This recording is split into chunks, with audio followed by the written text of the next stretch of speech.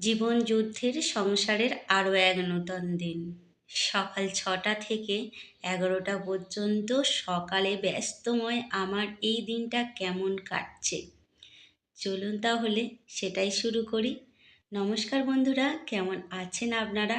নিশ্চয়ই খুব ভালো আছেন। আমিও বেশ ভালো আছি। আর ভালো না থাকলে বলুন তো, সংসারের প্রতিটা কাজ কি করা সম্ভব? আমাদের যখনই একটুখানি শরীরটা খারাপ লাগে মনে হয় যেন একটুখানি বসে পড়ি, কিন্তু সংসারের কাজগুলো বসে থাকতে আর দেয় না, বলে এক্ষুনি উঠে পড়, কাজগুলো অনেক বাকি আছে। তবে এই যে সকালবেলা বাসি কাজকর্ম সেরে চাটা খেয়ে চলে এসেছি ওপর ঘরে প্রতিদিনের মতো কাজগুলো সেরে নিতে। রান্নাটা অবশ্যই বাকি আছে, আর কি কি রান্না হবে সেটা তো আপনাদের সঙ্গে শেয়ার করতেই থাকবো। তার আগে এই যে কাজকর্মগুলো একটুখানি গুছিয়ে নিই।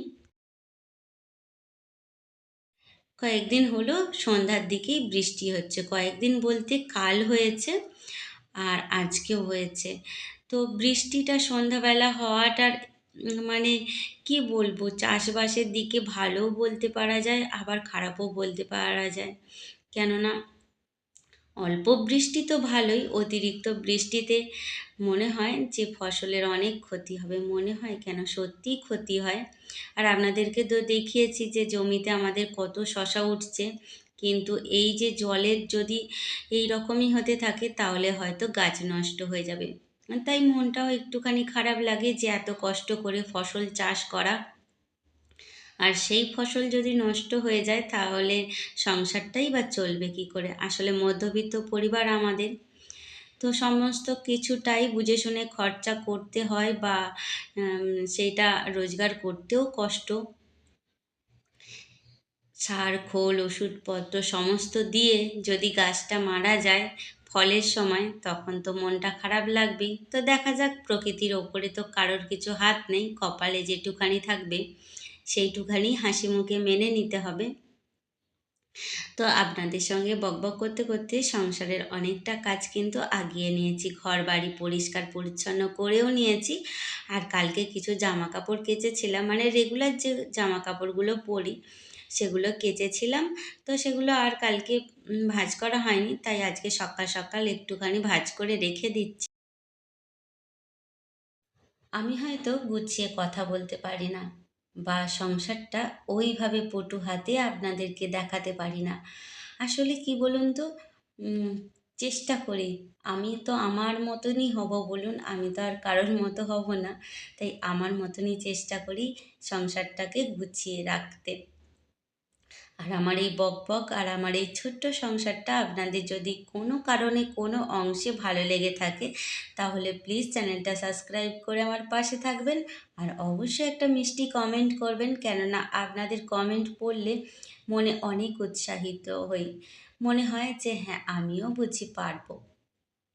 আর আজকে দেখুন, একটা হলুদ কালারের একটা সাদা রঙের পত্তলিকা ফুটেছে, আর এগুলো তো আগেই ফুটেছে। আর পায়রার উপদ্রবের জন্য জালটাও লাগানো হয়েছে, যদিও দেখতে একটুখানি খারাপ লাগছে কিন্তু কিছু করার নেই।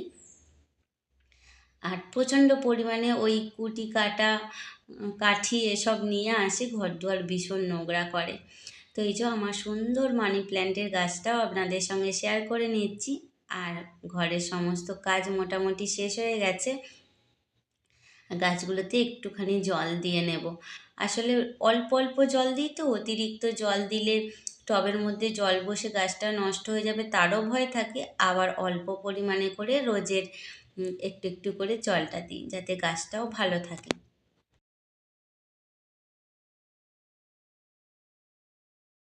জানেন তো, অনেক ইচ্ছা আছে, অনেক স্বপ্ন আছে।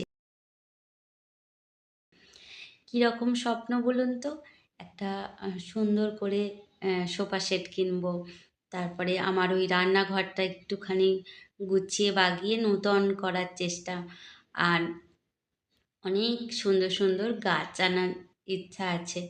তো এইসব স্বপ্নগুলো ধীরে ধীরে পূর্ণ করব, যেহেতু মধ্যবিত্ত, তাই স্বপ্নগুলো তাড়াতাড়ি আর খুব স্বপ্নের মতো পূর্ণ হয় না। তার জন্য ধৈর্য লাগে, পরিশ্রম লাগে। অবশ্যই সেই পরিশ্রম ধৈর্য আমরা সবাই মিলেই করি। তার ফলেই না আজকে এত পর্যন্ত তাহলেও দাঁড়াতে পেরেছি। তারপরে দেখা যাক যে আগে আগে কী করি। তবে আপনাদের ভালোবাসা, আপনাদের আশীর্বাদে নিশ্চয়ই একদিন স্বপ্নগুলো পূর্ণ করতে পারবো।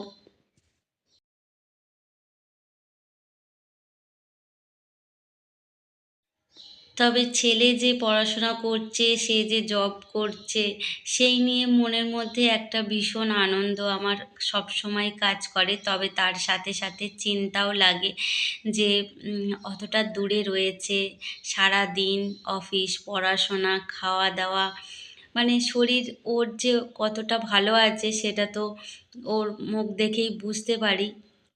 বাড়িটা ভীষণ মিস করে, বাড়ির খাওয়া দাওয়াটাও ভীষণ মিস করে। তো কিছু করার নেই, পড়াশোনা করতে গেলে আর কষ্ট তো হবেই। তো আপনাদের সঙ্গে মনের কথা তো অনেকটাই শেয়ার করলাম। আর ওই যে মূর্তিগুলো দেখালাম, ওগুলো ওই যে এনেছিলাম, কোথায় কি লাগিয়েছি সেটাই আপনাদের সঙ্গে শেয়ার করলাম। তো ওপরের ঘরে সমস্ত কাজকর্ম হয়ে গিয়েছিল, তারপরে চলে এসেছি রান্নাবান্নার দিকে। আজকে এই যে ভেন্ডি রান্না করছি আর সাথে করে নেব করলা আর পেঁয়াজ দিয়ে ভাজা। আর কালকের একটুখানি রয়েছে চাটনি, তো সেটা দিয়েই হয়ে যাবে। আজকে আর মাছ বা ডিম এইসব কিছুই নেই। তো আজকে একদম নিরামিষই খাওয়া দাওয়া হয়ে যাচ্ছে বলতে পারেন। তবে খারাপ কিছু নয়, এই করলা দিয়ে পেঁয়াজ দিয়ে ভাজা খেতে আমার তো ভীষণই ভালো লাগে। আর প্রথম পাতে তেতো জিনিসটা বা ভাজা যে কোনো একটা জিনিস থাকলেই অর্ধেক ভাত খাওয়া হয়ে যাবে।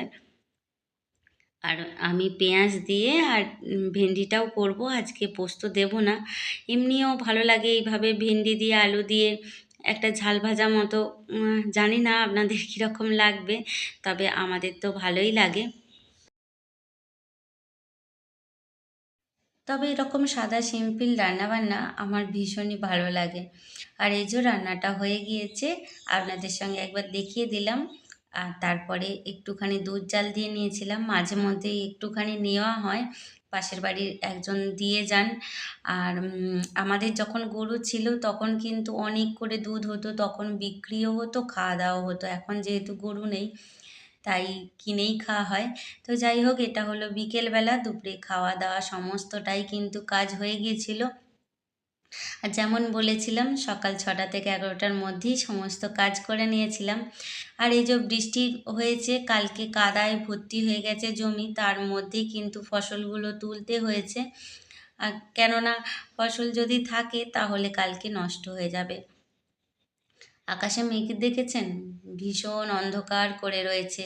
না জানি আজকেও বা কতটা বৃষ্টি হবে।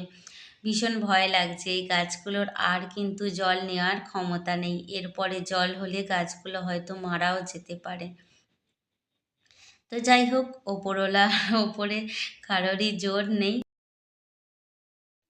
আমার কাছে আমাদের এই মাঠটা ভীষণ ভালো লাগে, তাই না? খুব সুন্দর বলুন। তাহলে চলুন বাড়ির দিকে যাওয়া যাক।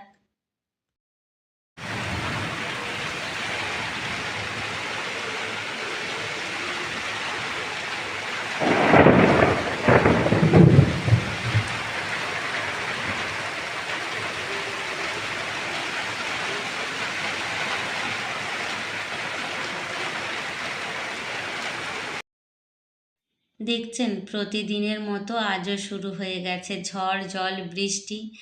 আর জানি না আর কদিন এইভাবে হতে থাকবে। তাহলে চলুন ভিডিওটা এই পর্যন্তই রাখি, দেখা হবে আবার। ততক্ষণ খুব ভালো থাকবেন, নিজেদের খেয়াল রাখবেন।